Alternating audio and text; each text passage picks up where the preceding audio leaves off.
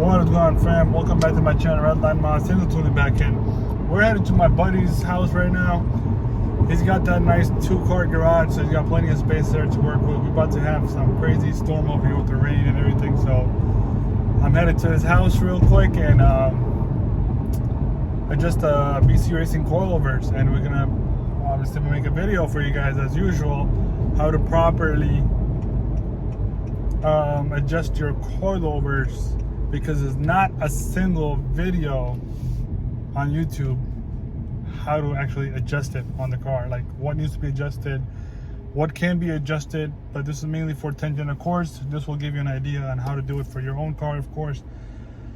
But yeah, so the rain's about to hit. I'm about to head to his house real quick and make this video for you guys quick. So if you guys haven't subscribed to my channel, make sure you guys subscribe if you've been watching.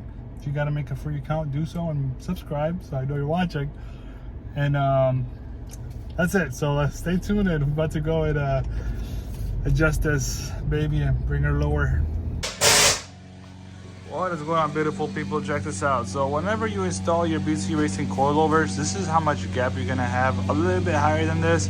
I had the car jack up from the back, so that's why it looks a little bit low in the front, even though it's not lowered. It'll be like at least, and it'll be at least like this high right here, like 1.5 inches point. That's where my the fender will line up high up there. So you guys could preset them to whatever, you know. You could drop them by 1 inch if you want to have that nice look, and then install them, or you can install them and then readjust them yourself. But this is what they look like with the BC Racing coilovers right now.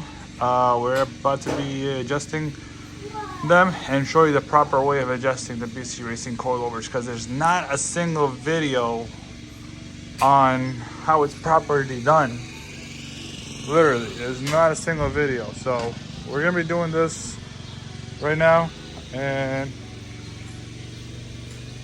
we'll show you guys how you can do it yourself. That's what the channel's all about. And then again, if you guys love the channel, you've been doing a lot of modifications to your cord because of my videos. Make sure you guys hit that thanks icon below the video, and that supports me as well. And yeah, make sure you guys subscribe, like, and share, and stay tuned. Keep watching this awesome video.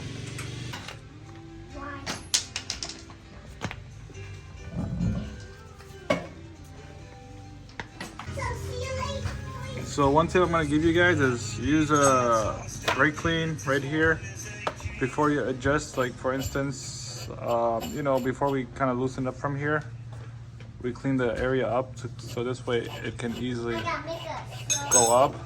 So you're not adjusting the preload set right there, because this will mess up your whole ride. Don't touch the springs, just adjust this guy right here. You're going to measure with a tape measurement right there, and then take the bolt out from the back. It's a really long bolt. Once that's out, we'll push this out, and then we're going to twist this unit from the bottom to the counterclockwise, I guess. Yeah, counterclockwise, and we'll go up there 1 inch, and then we'll push the frame up, and then it will lock it in. So I'll put it in the video, no worries, you'll see what's happening. So we applied a little bit of anti-seize, just a tiny bit, so it doesn't seize up when we're trying to readjust it ever again. And that's how we're measuring it up right there. 1 and 2, that looks about 1 inch. Yep, from that 1 and 2 pretty much. So measurement right from this spot, from the bottom, oh, focus. Right from there, and then top is 1 inch. So next thing, the 17mm bolt's gonna be coming out from the back. Right there.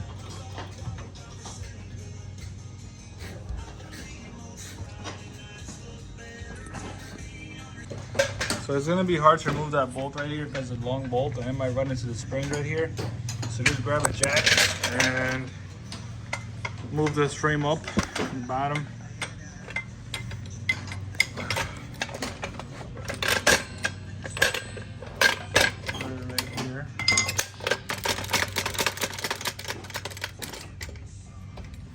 Like that, and then we should be able to reach.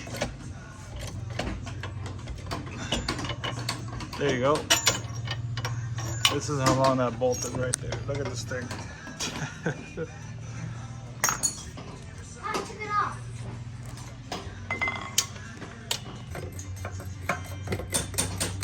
Just keep spinning until you reach the top.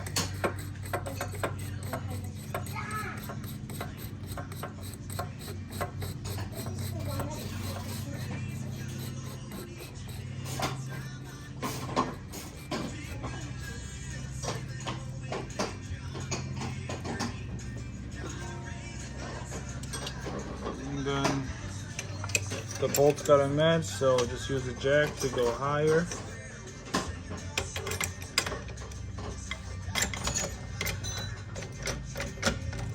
Until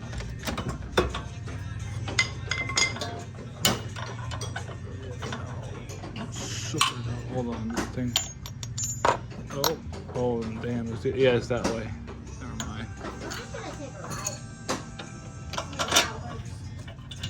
Oh, you got it in the perfect spot too.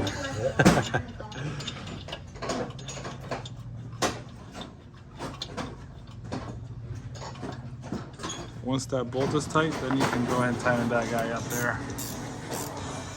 And that ring.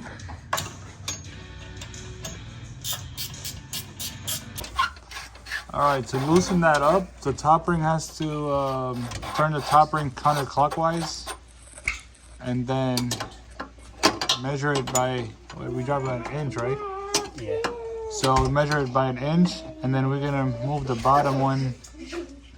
Oh, I'm going for it. I'm going for it. If the space between the bottom and the top ring is an inch, then you just move the bottom ring as well to come to the top so it reaches that.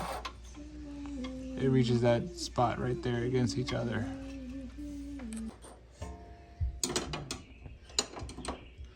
Alright, so you just keep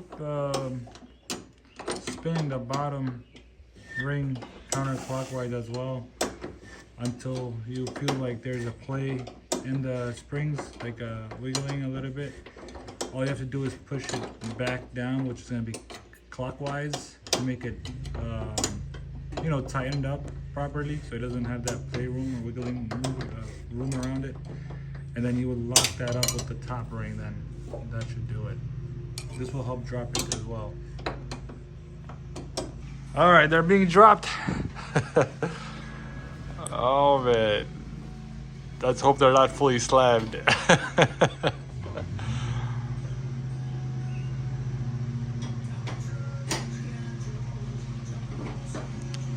All right, slowly dropping them.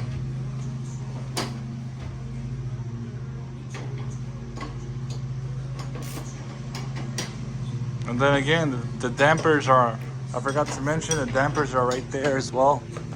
Right on top, right there, you can see them. You guys zoom in on there, right there.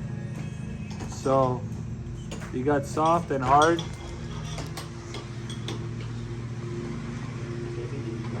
The e-brake's on, so once the e-brake's off, this will drop down low. We'll see what it is. Where it dropped down to, but yeah, but you have adjustments from there. So if you, I'll put in the description below as well for you guys. If you twist it to the right, all the way to the right side, which is gonna be hard, that makes it a little bit comfortable. If you're having a really stiff ride, like you feel all those bumps and stuff like that. So if you twist, do 5 clicks and then go for it, but you gotta do it all around and then go for a drive. And then if that's better for you, fine. If it gets a little bit better, do another 2 to 3 clicks and then try again to the right, of course. But yeah, all the way to the right is gonna be like the bounces you're gonna have. And then slowly to the soft side was gonna be stiff pretty much. So if you do counterclockwise, that's what making it stiff. So if your ride's all bouncy and moving around a lot, when you go over like jumps or anything like that, just twist them all 4 sides to the counterclockwise. Do like 5 clicks, then go for the same ride again. If it gets a little bit better, fine. And you're like, if you need to twist a little bit more with the dampening, then just do maybe 2 or 3 more clicks, and you should be good to go. Hope that was helpful for you guys.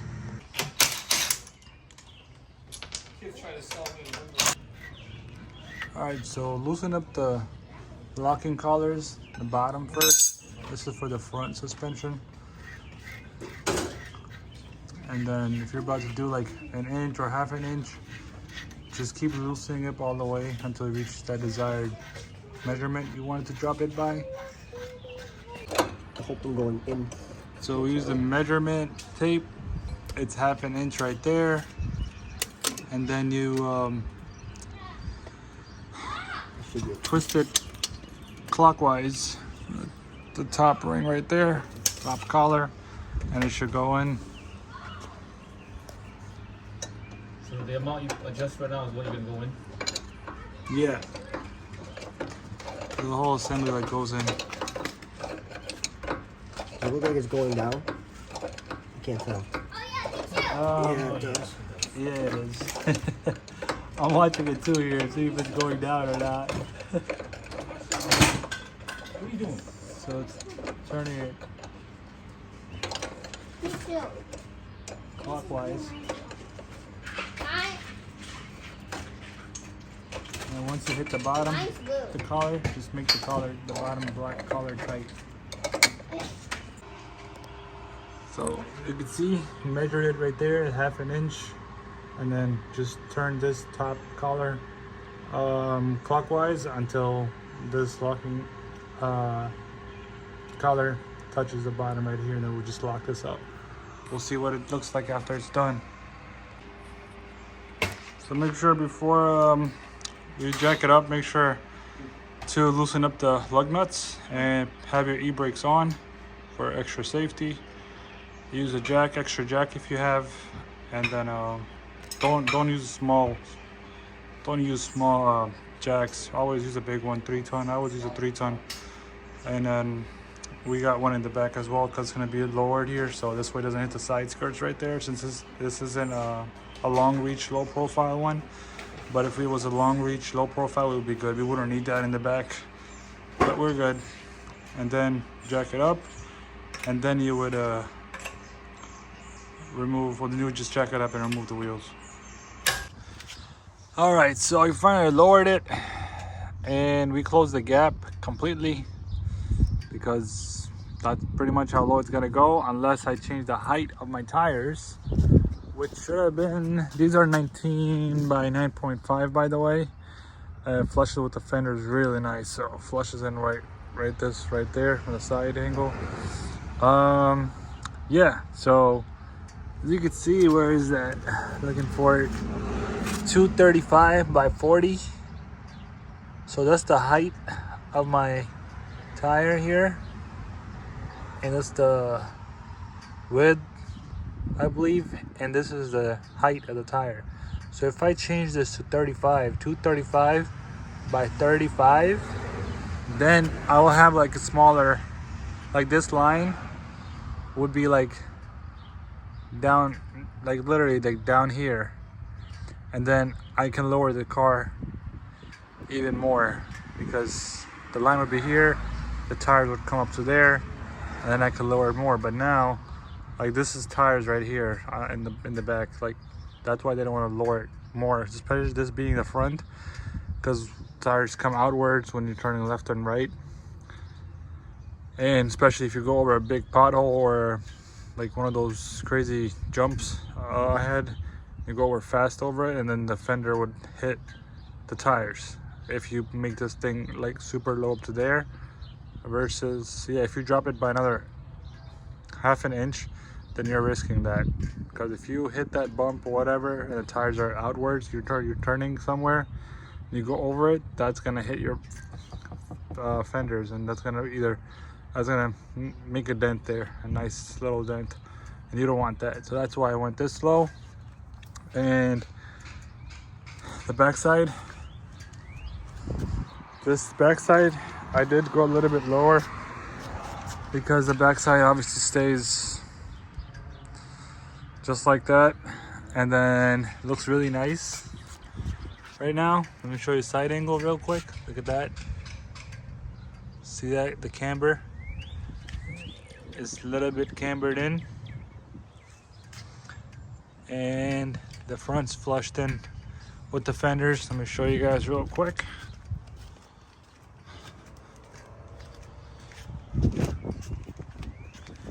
See that? I was flushed in with the fender right there. Looks really nice, perfect. I love this fitment. And yeah, feel free to visit the shop. I'll put the link in the description below. If you need any lighting kits, stuff like that, underglow, ambient lights, reflectors. If you need reflectors, it's on the site. Discount codes also listed in the description below for you guys. Help you guys out a bit there. And thanks for the support. But check this out. So right now it's this versus what it used to be. Yeah, that is crazy. This is an LX, but still, it was like pretty much that huge gap. Look at that huge gap. It sits so high. I can't with this.